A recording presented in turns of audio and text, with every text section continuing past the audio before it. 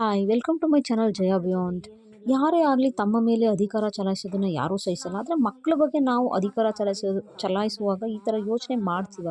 ಬನ್ನಿ ಅದ್ರ ಬಗ್ಗೆ ಒಂದು 5 ನಿಮಿಷ ಮಾತಾಡೋಣ. ಏನಾದರೂ ಈ ವಿಡಿಯೋ ಇಷ್ಟ ಆಗಿದ್ದಲ್ಲಿ ಲೈಕ್ ಮಾಡಿ, ಕಾಮೆಂಟ್ ಮಾಡಿ, ಶೇರ್ ಮಾಡಿ. ಯಾರ್ಯಾರು ನನ್ನ ಚಾನಲ್ನ ಸಬ್ಸ್ಕ್ರೈಬ್ ಮಾಡದೆ ನೋಡ್ತಿದ್ರು ದಯವಿಟ್ಟು ಸಬ್ಸ್ಕ್ರೈಬ್ ಮಾಡ್ಕೊಂಡು ನೋಡಿ ಅಂತ ಕೇಳ್ಕೊತೀನಿ. ಹಾಗಾಗಿ ಇಂಥ ವಿಷಯಗಳನ್ನ ನನ್ನ ಮನಸ್ಸಿಗೆ ಏನೇನು ಅನಿಸುತ್ತೋ ಆ ಎಲ್ಲ ವಿಷಯಗಳನ್ನ ಮಕ್ಳ ಹತ್ರ ಮಾತಾಡ್ತಾ ಇರ್ತೀನಿ. ನಾವು ಮಕ್ಕಳನ್ನ ಬರೀ ಕಂಟ್ರೋಲ್ ಮಾಡೋದಲ್ಲ, ಅಂದರೆ ನೀವು ಅಲ್ಲೋಗ್ಬಿಡಿ ಇಲ್ಲೋಗ್ಬಿಡಿ, ಅದು ಮಾಡಬೇಡಿ ಇದು ಮಾಡಬೇಡಿ ಅಂತ ಅವ್ರಿಗೆ ಅಧಿಕಾರ ಚಲಾಯಿಸ್ತಾ ಇದ್ದಾರೆ ನನ್ನ ಮೇಲೆ ಅಂತ ನಮ್ಮ ವಿರುದ್ಧವಾಗಿ ನಿಂತ್ಕೊಂಡು ಮುಂದಕ್ಕೆ ಅವರು ನಾವು ಹೇಳಿದ ಮಾತು ಕೇಳದೆ ಹೋಗ್ಬೋದು.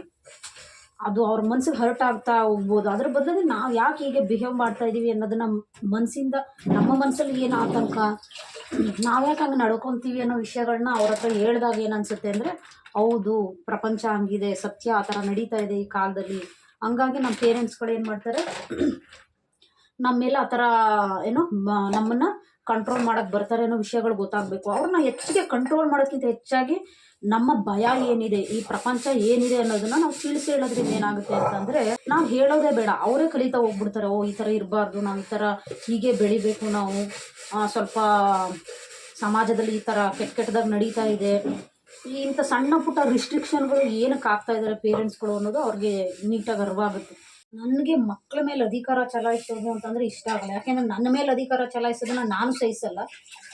ಚಿಕ್ಕ ದೊಡ್ಡವರೇ ಆಗಲಿ, ಈ ನಮ್ಮ ತಾಯಿ ತಂದೆ ಆಗಲಿ, ನನ್ನ ಅತ್ತೆ ಮಾವನೇ ಆಗಲಿ, ನನ್ನ ಮೇಲೆ ಒಂದು ಚೂರು ಅಧಿಕಾರ ಚಲಾಯಿಸ್ತಾ ಇದ್ದಾರೆ ಅಂದರೆ ನಾನು ಸಹಿಸ್ಕೊಳಕ್ಕಾಗಲ್ಲ. ಯಾಕೆ ಅದೇನೋ ಅದು ನನಗೆ ಮೊದಲಿಂದನೂ ಹಂಗೆ. ಯಾರೋ ಅಂದರೆ ಯಾರೋ ಪ್ರೀತಿಯಿಂದ ಹೇಳ್ತಾರೆ. ನಮ್ಮ ನಂಬಿಕೆ ಹೆಂಗೆ ಬರಬೇಕು ಅಂತಂದ್ರೆ, ಅವ್ರು ನಮ್ಮನ್ನು ಪ್ರೀತಿಸ್ತಾರೆ.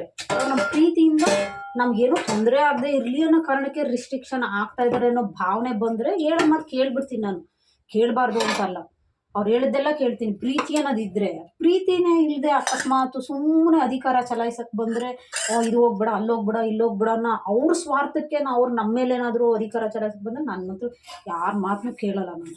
ಅಂದರೆ ಅವ್ರನ್ನ ರಿಸ್ಟ್ರಿಕ್ಷನ್ ಆಗ್ತಾ ಇರೋದು ನಮಗೋಸ್ಕರ, ನಮ್ಮ ಒಳ್ಳೇದಕ್ಕೋಸ್ಕರ ಅಂತ ಅನ್ನಿಸ್ಬೇಕು ನನಗೆ. ಹಂಗೆ ಅನ್ನಿಸ್ಲಿಲ್ಲ ಅಂದರೆ ನಾನು ಯಾರ ಮಾತನ್ನೂ ಕೇಳಲ್ಲ.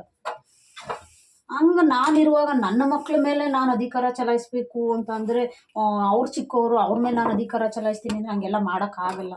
ನನ್ನ ಕ್ಯಾರೆಕ್ಟರ್ ಹಂಗಿದೆ ಅಂತ ಅಂದಾಗ ನಮ್ಮ ಮಕ್ಕಳು ನನ್ನ ಮಾತು ಕೇಳಿಬಿಡ್ತಾರೆ ಅಂದರೂ ನಾನು ಅಧಿಕಾರ ಚಲಾಯಿಸೋಕೆ ಹೋಗಲ್ಲ. ನಾನು ಹಂಗಿದ್ದೀನಿ, ನನ್ನ ಮಕ್ಕಳು ಹಂಗೆ ಬರ್ಬೋದು, ಮನಸ್ಸು ಹಂಗೆ ಬರ್ಬೋದು. ಅವ್ರಿಗೆ ಹೇಳ್ಬೇಕು ಅಂದರೆ ನನ್ನ ಥರ ಇಲ್ಲ. ನನ್ನ ಮಕ್ಕಳು ಹೇಳ್ಬೇಕು ಅಂದರೆ ನನ್ನ ಥರ ಇಲ್ಲ. ನನ್ನ ಮಗಳು ಸ್ವಲ್ಪ ಹಂಗೆ ಇರ್ಬೋದು. ಏನು ಅಂದರೆ, ಅವನಿಗೆ ಅಲ್ಲೋಗ್ಬೇಡ, ಇಷ್ಟೊತ್ತಿಗೆ ಬರಬೇಡ, ಅಷ್ಟೊತ್ತಿಗೆ ಯಾಕೆ ಬಂದೆ, ಇಲ್ಲಿ ಯಾಕೆ ಹೋದೆ, ಅಲ್ಲಿ ಯಾಕೆ ಹೋದೆ ಅಂತ ಏನು ಕೇಳೋಕ್ಕೆ ಹೋಗಲ್ಲ ನಾನು. ಆದರೂ ಅವನಾಗಿದ್ದು ಅವನೇನೆ ಏನು ಮಾಡ್ತಾನೆ, ಸ್ವಲ್ಪ ಲೇಟ್ ಆಯಿತು ಅಂತ ಫೋನ್ ಮಾಡ್ತಾನೆ. ಅಮ್ಮ ನಾ ಬರೋದು ಲೇಟ್ ಆಗ್ತಾಯಿದೆ, ಈ ಕಾರಣಕ್ಕೆ ನಾನು ಸ್ವಲ್ಪ ಲೇಟ್ ಮಾಡ್ಕೊತಾ ಇದ್ದೀನಿ, ಅದನ್ನೆಲ್ಲ ತಾನೇ ಹೇಳ್ಬಿಡ್ತಾನೆ. ಹಂಗಾಗಿ ನಾನು ಅವನ್ನ ಕೇಳೋ ಅಂಥ ನೆಸಿಟಿನೇ ಇಲ್ಲ. ಆದರೆ ನನ್ನ ಮಗನ ಮೇಲೆ ನನಗೆ ಹೇಳ್ಬೇಕಂದ್ರೆ ಪೂರ್ತಿ ನಂಬಿಕೆ ಇದೆ. ಕೆಟ್ಟ ದಾರಿಗೆ ಹಿಡಿಯಲ್ಲ ಅನ್ನೋ ನಂಬಿಕೆ ಕಂಪ್ಲೀಟಾಗಿದೆ. ಹಾಗಾಗಿ ನಾನು ರಿಸ್ಟ್ರಿಕ್ಷನ್ ಹಾಕೋಕ್ಕೆ ಹೋಗಲ್ಲ. ಏನಕ್ಕೆ ಅಂದರೆ, ಈ ಥರ ರಿಸ್ಟ್ರಿಕ್ಷನ್ ಹಾಕೋದ್ ಬದಲಿಗೆ ನಾವು ಮೊದಲೇ ಹೇಳ್ದಂಗೆ ಅವ್ರ ಹತ್ರ ಎಲ್ಲ ಮಾತಾಡ್ಕೋಬೇಕಷ್ಟೆ. ಮತ್ತು ಮಕ್ಕಳು ಅಲ್ಲಿ ಇಲ್ಲಿ ನಿಂತ್ಕೊಂಡು ಬೀದಿ ಸುತ್ಕೊಂಡು ಸೋಂಬೇರಿಗಳ ಥರ ಹಾಕ್ಕೊಂಡು, ಅಥವಾ ಪೋಲೆ ಬೀದ್ಕೊಂಡು ಅಲ್ಲಿ ಇಲ್ಲಿ ನಿಂತ್ಕೊಂಡ್ರೆ, ಜಸ್ಟ್ ಒಂದು ಸಣ್ಣ ವಿಷಯ ಅದು. ಫ್ರೆಂಡ್ಗಳ ಜೊತೆ ಸೇರ್ಕೊಂಡು ಎಲ್ಲ ಗುಂಪು ಕಟ್ಕೊಂಡು ಅಲ್ಲಿ ಇಲ್ಲಿ ನಿಂತ್ಕೊಂಡು ಕಾಲ ಕಳೆಯೋದು ಒಂದು ಸಣ್ಣ ವಿಷಯ, ಅದೊಂದು ದೊಡ್ಡ ಇಶ್ಯೂಸ್ ಅಲ್ಲ ಅವೆಲ್ಲ. ಎಲ್ಲರೂ ಮಾಡ್ತಾರೆ ಆ ಕೆಲಸನ. ಅಂಥದ್ದನ್ನು ಮಾಡಿದ್ರೂ ಏನು, ನೆನ್ನೆ ಆ ವಿಷಯ ಮಾತಾಡಿದೆ ನಾನು. ಇದು ಮಾಡಿದ್ದು ಒಂದು ಸಣ್ಣ ವಿಷಯ ಇರಬಹುದು, ಅಂಥ ವಿಷಯಗಳಿಂದಲೂ ಏನೇನೇನೇನೇನು ಅನಾಹುತಗಳಾಗ್ತವೆ ಅನ್ನೋದನ್ನು ಕೂಡ ನಾನು ಮಕ್ಕಳ ಹತ್ರ ಒಂದಕ್ಕೊಂದು ಲಿಂಕ್ ಮಾಡಿ ಹೇಳಿದಾಗ ಏನಾಗುತ್ತೆ, ಹೌದು ಅನ್ನೋದು ಅವ್ರ ಮನಸ್ಸಿಗೆ ಬರುತ್ತೆ.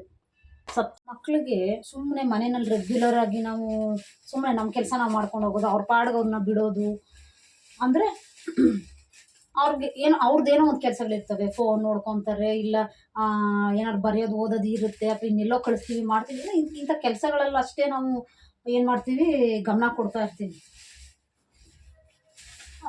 ಅವ್ರಿಗೆ ಬೇರೆ ಏನು ಹೇಳಕ್ಕೆ ಹೋಗಲ್ಲ. ಅಂದರೆ ಬೇರೆ ಏನು ನಮ್ಮ ಮನಸ್ಸಲ್ಲಿ ಏನೇನು ನಡೆಯುತ್ತೆ ಅವೆಲ್ಲ ನಾವು ಏನು ಹೇಳಕ್ಕೆ ಹೋಗಲ್ಲ.